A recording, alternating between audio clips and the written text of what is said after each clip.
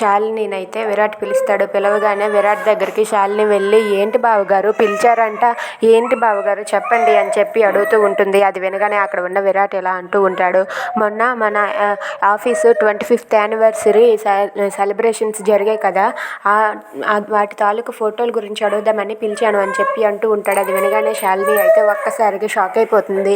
ఏంటి బావగారు ఫోటోలా అని చెప్పి అంటుంది.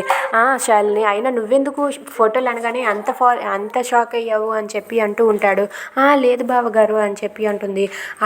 ఆ ఫంక్షన్కి సంబంధించిన ఫోటోలు వీడియోలు నాకు కావాలి అని చెప్పి విరాట్ అంటాడు. అది వినగానే శాలిని అయితే షాక్ అయ్యి, సరే బావగారు తీసుకువస్తాను అని చెప్పి శాలిని అంటుంది. దాంతో అక్కడ ఉన్న విరాట్ అయితే, నువ్వు అంత షాక్ అవ్వాల్సినంత అవసరం ఏం లేదు, వెళ్ళి ఫోటోలు తీసుకొని రా చాలు అని చెప్పి అంటాడు. అది విని శాలిని షాక్ అయ్యి ఏం చెయ్యాలో అని కంగారు పడుతూ ఉంటుంది. ఇంతలో అక్కడ ఉన్న చంద్రకళ వాళ్ళ పెదనాన్న అయితే వాళ్ళ కొడుకుతో ఇలా అంటూ ఉంటాడు, మనకి పరువు ముఖ్యమా ప్రాణం ముఖ్యమా అని చెప్పి అంటాడు.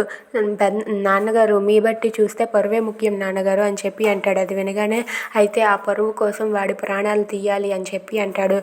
నాన్నగారు, మీరు ఆలోచించే చెప్తున్నారా ఈ మాట అంటే, అవును, వాడి ప్రాణాలు తీయాలి, వాడి ప్రాణాలు తీస్తేనే మన పరువు నిలబడుతుంది. వాడిని ఏం చేస్తావో ఎలా చేస్తావో తెలియదు, రేపు ఈ టైం కల్లా ఇక్కడ వాడు నాకు ప్రాణాలు కోల్పోయి కనిపించాలి, అలా అయితే నేను సంతోషిస్తానని చెప్పి అంటూ ఉంటాడు చంద్రకళ వాళ్ళ పెదనాన్న. దాంతో అక్కడ ఉన్న వాళ్ళ అన్నయ్య అయితే, ఖచ్చితంగా నేను వాడి ప్రాణాలు తీసి మీ ముందు పెడతాను అని చెప్పి అంటూ ఉంటాడు చంద్రకళ వాళ్ళ అన్నయ్య.